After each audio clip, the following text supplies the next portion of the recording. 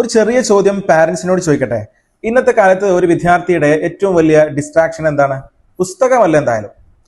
പലപ്പോഴും അത് mobile phone തന്നെയാണ്. അസ്സലാമു അലൈക്കും. ടെക്നോളജി തെറ്റല്ല. മൊബൈൽ ഫോൺ, ഇന്റർനെറ്റ് ഇതൊക്കെ ശരിയായ രൂപത്തിൽ ഉപയോഗിക്കുകയാണെങ്കിൽ വളരെ വലിയ ലേണിംഗ് ടൂൾസ് ആണ് ഇവയെല്ലാം. പക്ഷേ ഗൈഡൻസ് ഇല്ലാതെ ഉപയോഗിക്കുമ്പോൾ ഇതേ ടെക്നോളജി തന്നെ ഫോക്കസ് നഷ്ടപ്പെടുത്തുന്ന ഡിസ്ട്രാക്ഷനായി മാറുകയും ചെയ്യും. അതുകൊണ്ടാണ് ജാമിഅ നദ്വിയയിലെ റെസിഡൻഷ്യൽ സിസ്റ്റത്തിൽ ഡിജിറ്റൽ ഡിസിപ്ലിൻ എന്ന കാര്യത്തിന് വളരെ വലിയ പ്രാധാന്യം നൽകുന്നത്. സ്റ്റുഡൻസിന് മൊബൈൽ ഉപയോഗിക്കുന്നതിന് ക്ലിയർ റൂൾസ് ഉണ്ട്.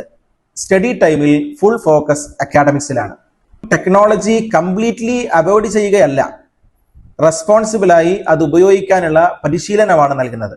ഇങ്ങനെ ചെയ്യുന്നതുകൊണ്ട് സ്റ്റുഡൻസിന് രണ്ട് വലിയ സ്കിൽ നേടാൻ കഴിയുന്നു: ഫോക്കസും സെൽഫ് കൺട്രോളും. ഇന്നത്തെ ലോകത്ത് വിജയിക്കാൻ നോളജ് കൊണ്ട് മാത്രം കാര്യമില്ല, ഡിസ്ട്രാക്ഷൻസ് കൺട്രോൾ ചെയ്യാനുള്ള കഴിവും അത്ര തന്നെ പ്രധാനമാണ്.